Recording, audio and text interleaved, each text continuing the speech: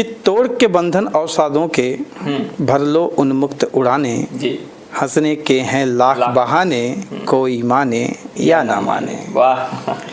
कि बुझ जाए समा तो जल सकती है, तूफान से कश्ती भी निकल सकती है, और हौसले ना हार, इरादे ना बदल, तकदीर किसी वक्त बदल सकती है। जीवन दुख की गगरी है, जीवन दुख की गगरी है, बड़ी घनेरी बदरी है, बरसेंगे खुशियों के बादल, जाने और अनजाने, हंसने के हैं लाख बहाने, कोई माने या ना माने।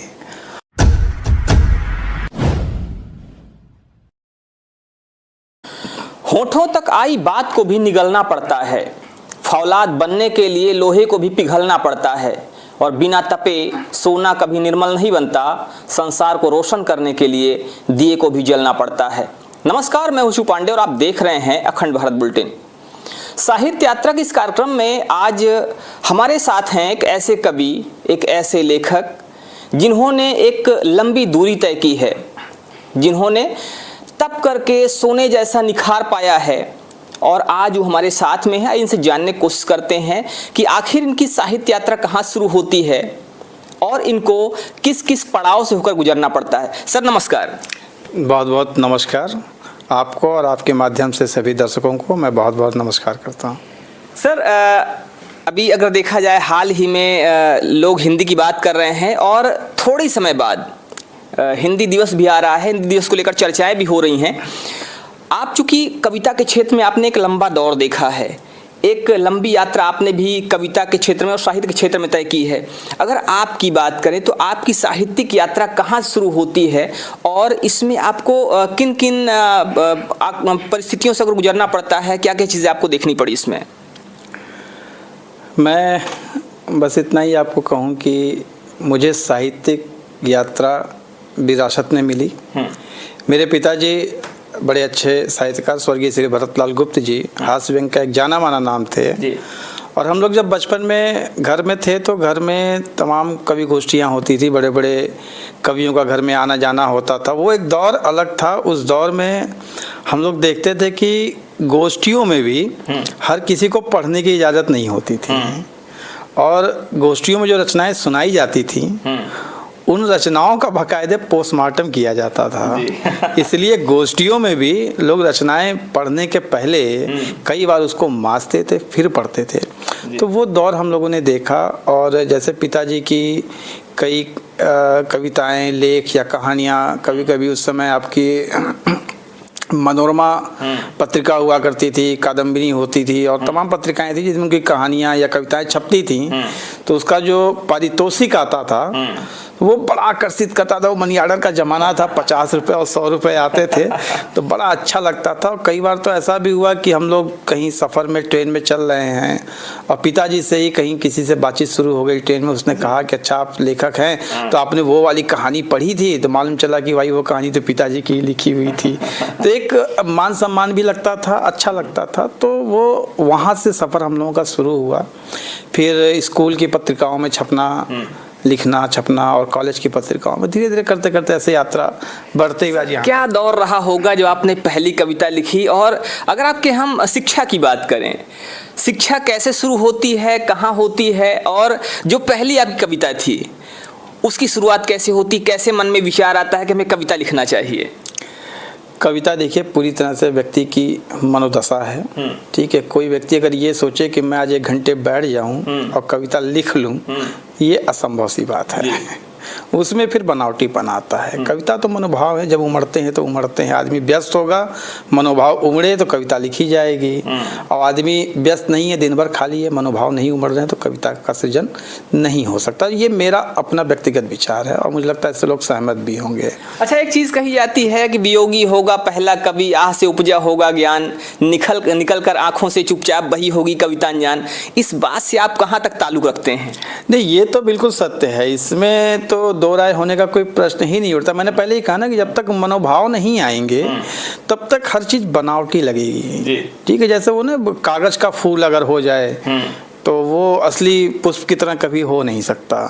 तो जब तक मनोभाव नहीं, जब तक आदमी उस मनोदशा में नहीं आएगा, वो भले ही उसको दूसरे को देख के महसूस कर रहा हो, लेकिन जब तक उस मनोदशा में वो नहीं आएगा, वास्तविक सृजन संभव नहीं है।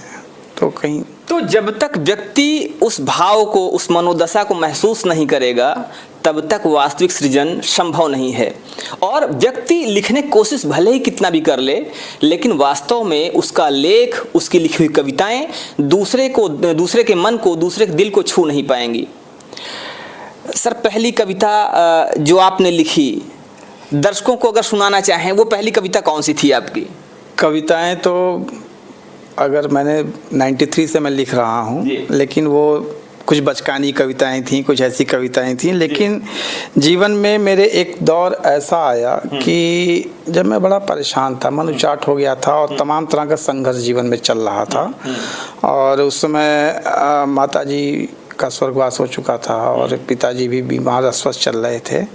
तो मैंने अपने आप को मोटिवेट करने के लिए एक रचना लिखी। वो मैं उसे वास्तविक रूप से पहली रचना ही मान के चलता हूँ, क्योंकि उसने मुझे जीवन की दशा दी और दिशा दी।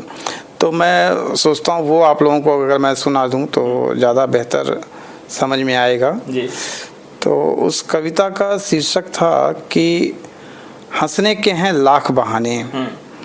तो थोड़ा सा मैं आपको वो कविता खोल लूँ जरा सा, क्योंकि बहुत सी कविताएं हैं याद नहीं रह पाती हैं। और मैं ना पूरी तरह से आशावादी कवि हूँ और जीवन बहुत खूबसूरत है और आशावादी होके ही जीना चाहता हूँ और प्रेरणा भी वही देता हूँ। अंधेरे में राह दिखाती रचनाएं लिखता हूँ। और थोड़ा सा मोबाइल का ज़माना ऐसा आ गया है कि हाँ, मेरी जो पहली कविता जिस मैंने सेल्फ मोटिवेशन के लिए जिस कविता को मैंने लिखा कि तोड़ के बंधन और सादों के भर लो उन्मुक्त उड़ाने, हंसने के हैं लाख बहाने, कोई माने या ना माने। वाह, आप चाहेंगे तो जीवन में मुस्कुराने के बहुत कारण हैं। और जीवन दुख की गगरी है, जीवन दुख की गगरी है, बड़ी घनेरी बदरी है, बरसेंगे खुशियों के बादल, जाने और अनजाने, हंसने के हैं लाख बहाने, कोई माने या ना माने। और देखें कि पूरा जीवन है कि डगर डगर बिखरे हैं कांटे, डगर डगर बिखरे हैं कांटे, मेरी उलझन कौन बांटे। डगर डगर बिखरे हैं कांटे, मेरी उलझन कौन बांटे, मिलेगा कोई साथी हमको किसी न किसी मुहाने, हंसने के हैं लाख बहाने, कोई माने या ना माने। और जीवन के झंझावातों से उम्मीद निकल कर आएगी। उम्मीद हमेशा आती है, उम्मीद होनी चाहिए कि जीवन के झंझावातों से उम्मीद निकल कर आएगी। संघर्षों के दौर चलेंगे फिर बनेंगे नए तराने, हंसने के हैं लाख बहाने, कोई माने या ना माने। और आखिरी में कि उम्मीदें पीड़ा सह सह कर, उम्मीदें पीड़ा सह सह कर नवांकुर जीवन लाएंगी, उम्मीदें पीड़ा सह सह कर नवांकुर जीवन लाएंगी। नया सवेरा होगा फिर गाएंगे नए तराने, हंसने के हैं लाख बहाने, कोई माने या ना माने। बहुत बढ़िया बात कही आपने। एक रचनाकार ने कहा कि बुझ जाए समा तो जल सकती है, तूफान से कश्ती भी निकल सकती है, और हौसले ना हार, इरादे ना बदल, तकदीर किसी वक्त बदल सकती है। बिल्कुल, तकदीर किसी वक्त बदल सकती है। अच्छी बात। अगर सर एजुकेशन की बात की जाए, आपके पढ़ाई की बात की जाए, पढ़ाई कैसे शुरू होती है, कहाँ से होती है, और पढ़ाई के साथ साथ ये जो लेखन का कार्य है ये कैसे चलता है? देखिए, पढ़ाई का तो ऐसा था कि जनरली तो शिक्षा घर से ही शुरू होती है, उसके बाद विद्यालय आदमी जाता है, सारी चीज़ें हैं जो एक प्रॉपर मैनर चलता है, लोग उसी में शिक्षा लेते हैं। लेकिन आज की शिक्षा का जो दौर है ना, वो जहाँ तक समझ में आता है कि वो नौकर बनाने वाली शिक्षा है।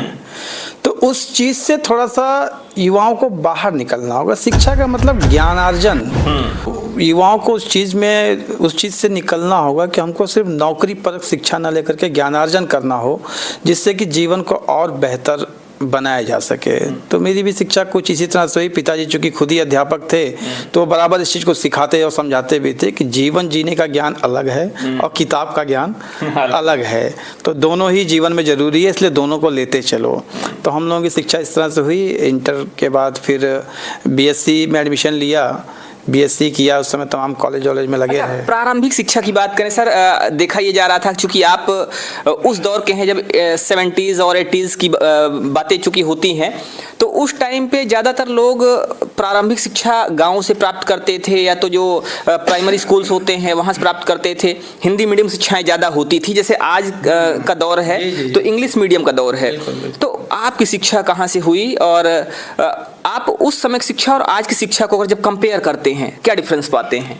हम लोग देखिए जो खांटी सरकारी प्राइमरी स्कूल हुआ करते थे वहाँ से हमारी शिक्षा हुई। यूपी बोर्ड के विद्यार्थी हम लोग रहे, पूरी शिक्षा हिंदी मीडियम में हुई। लेकिन उसके बाद जब हम लोग बीएससी करने के लिए गए तो अचानक से पूरा परिवेश ही बदल गया। सब कुछ अंग्रेजी में था, सब कुछ अंग्रेजी में था, तो बड़ी दिक्कत हुई। लेकिन फिर धीरे धीरे हम लोगों ने उसको एडजस्ट किया और फिर अपनी शिक्षा को पूर्ण किया। और शिक्षा में बदलाव तो पहले से बहुत आया है। आज तो ये एक समय वो भी था जब हिंदी वालों को या हिंदी के छात्रों को, हिंदी मीडियम के छात्रों को थोड़ा सा एक अलग दृष्टि से देखा जाता था। आज वो बढ़ गया है। आज तो हिंदी मीडियम में ना कोई पढ़ता है ना कोई पढ़ाता है, जो देखने को मिल रहा है। जो बहुत मजबूर है वही जा रहा है। ये एक बदलाव है, ऐसा हुआ है जो मुझे अच्छा नहीं लगता है। नहीं तो अभी इस बारे में बहुत चर्चा भी चल रही है कि तमाम हायर एजुकेशन की शिक्षा को भी क्षेत्रीय भाषाओं में कराया जाए, क्योंकि भाषा की वजह से प्रतिभा का मर्दन ना होने पाए। क्योंकि व्यक्ति अपनी मातृभाषा में, अपनी बोली जाने वाली भाषा में अपनी चीज़ों को जितना अच्छे से समझा सकता है, कह सकता है, वो दूसरी भाषा में जाकर के वो बिखर जाता है। कहीं ना कहीं उसको वो भाषा सीखने में इतना समय लग जाता है कि जो उसकी ज्ञान की चीज़ें हैं, उसके अंदर जो ज्ञान है वो बाहर आ ही नहीं पाता। शब्दों के मकड़ जाल में फंस जाता है वो, फिर वो दूसरी भाषा के मकड़ जाल में। बहुत से बच्चे हैं जो हिंदी मीडियम के हैं, बहुत प्रतिभा वाले हैं, लेकिन वो इंजीनियरिंग, मेडिकल, तमाम पढ़ाइयों में जाकर के फिर वो पीछे हो जाते हैं। तो ये बहुत जगह हम लोगों ने देखा है इस चीज़ को। तो इस चीज़ में भी बदलाव आना चाहिए। और साहित्य की बात जहाँ तक है तो साहित्य तो सभी भाषाओं में रचा जा रहा है और जहाँ से जो लिया जाए वो बेहतर है। तो जो मातृभाषा होती है, मातृभाषा में व्यक्ति अपने विचारों को, अपने भावों को जितनी अच्छी तरह से व्यक्त कर सकता है, शायद अन्य भाषाओं में उसको उस भाव को व्यक्त करने में उतना आसानी नहीं महसूस होगी। ये कहा जाए कि दूसरी भाषा में अपने भावों को उतने बेहतर ढंग से वो व्यक्त नहीं कर सकता। सर, बात करते हैं आपकी साहित्यिक रचनाओं की। चूँकि आप उस दौर से लिख रहे हैं जब, अगर आज के दौर की बात की जाए तो आज के दौर के बच्चे पैदा भी नहीं हुए होंगे। आप 93 से लेखन कार्य कर रहे हैं। कितनी रचनाएं लगभग अभी तक आपने लिखी हैं और कितनी रचनाएं प्रकाशित हो चुकी हैं? अभी तो अगर मैं केवल गीतों की बात करूं तो मेरे पास इस समय 150 से 200 गीत हैं। मुक्त छंद रचनाओं की बात करूं तो कम से कम 60-70 मुक्त छंद रचनाएं मेरे पास हैं।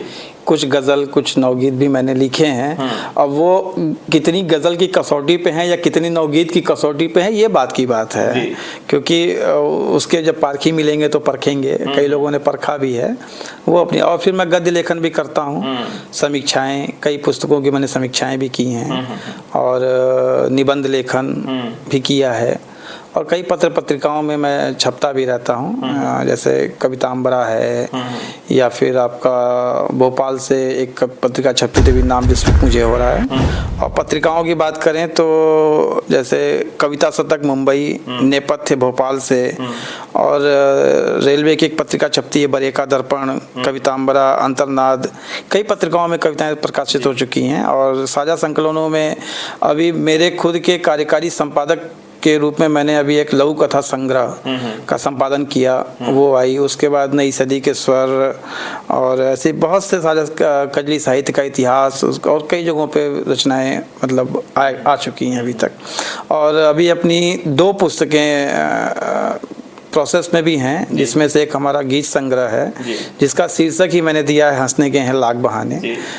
एक वो लगभग पूर्ण है, जल्दी प्रकाशित भी होगा। और एक लघु कथा संग्रह है, वो भी लगभग 75% पूरा हो चुका है, थोड़ा तो उसमें काम बचा है, तो आने वाले समय में वो भी शीघ्र देखने को आप लोगों को पढ़ने को मिलेगा। सर कोई ऐसी रचना, कोई ऐसा गीत, कोई ऐसी कविता जिससे आप आज के युवाओं को, आज के युवा इस क्षेत्र में जाना चाहते हैं, लेखन करना चाहते हैं, लेकिन उनको कोई सही मार्गदर्शक नहीं मिलता है, तो अगर कोई ऐसी चीज़ आप सुनाना चाहें जिसके माध्यम से आप उनको कुछ संदेश भी दे सकें, उनको कुछ सीख दे सकें, उनको कुछ आप मार्ग उनको दिखा सकें, सर कोई ऐसी रचना?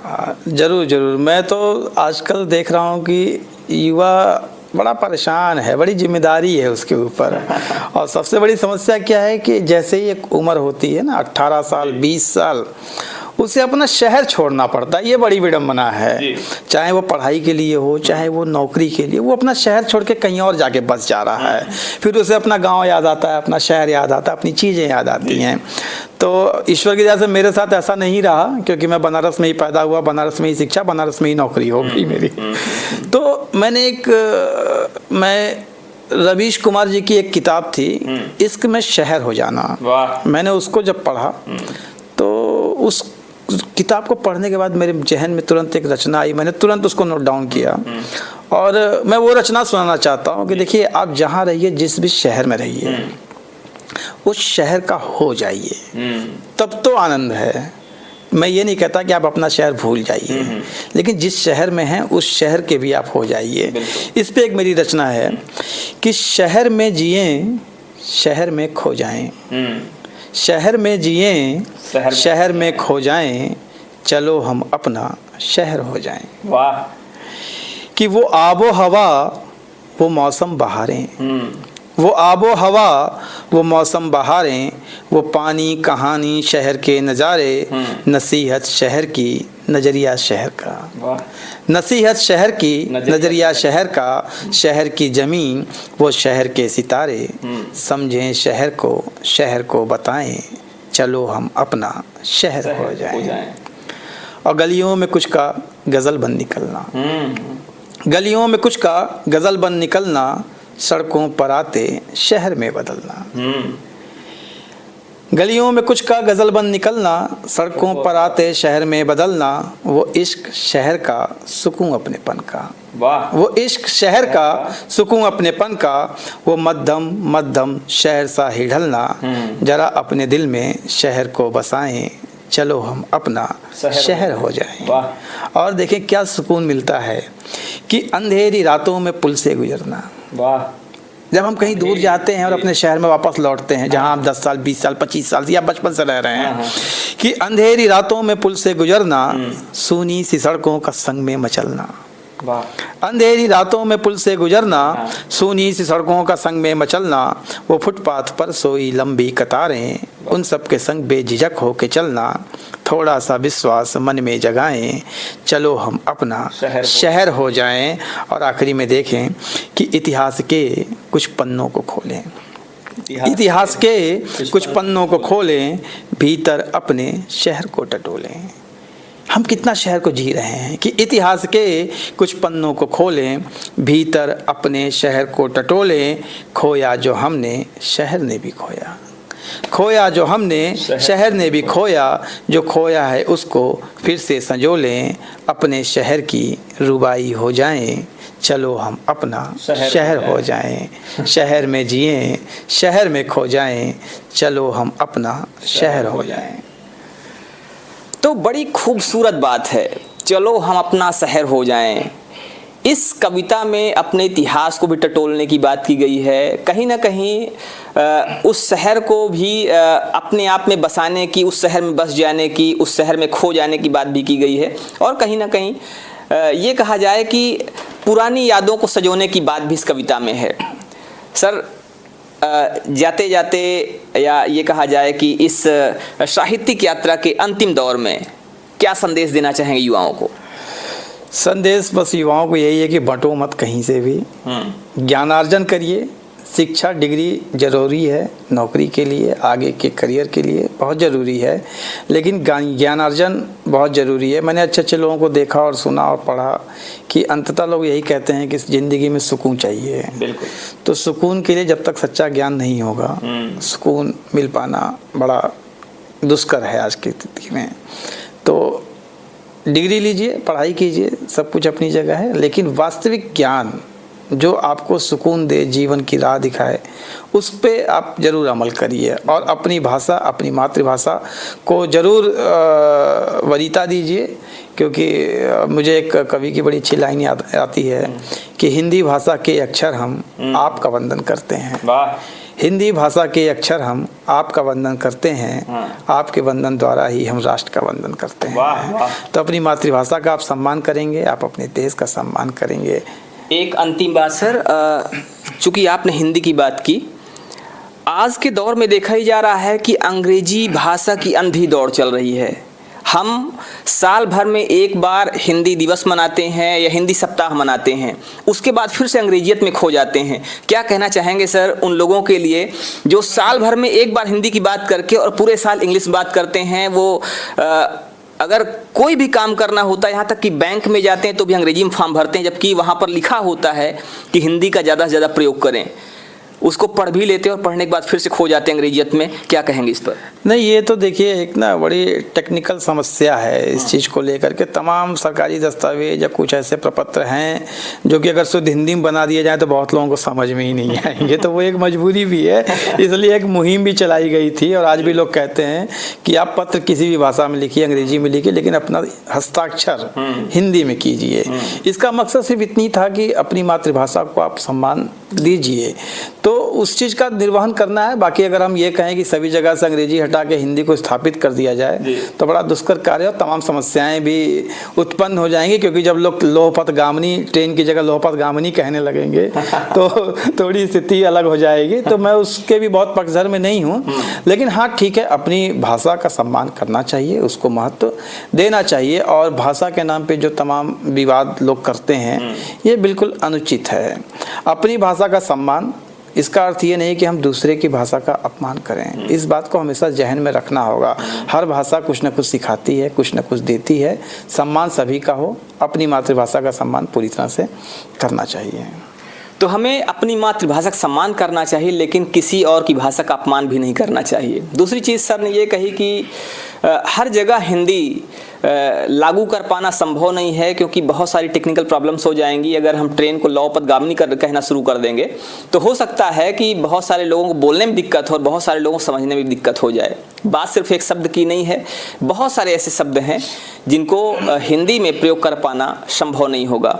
तो हिंदी दिवस आ रहा है, हिंदी को लेकर आपके क्या विचार हैं, आपकी क्या भावना है, आप भी जरूर बताइएगा। मिलते हैं फिर से, तब तक के लिए जय हिंद।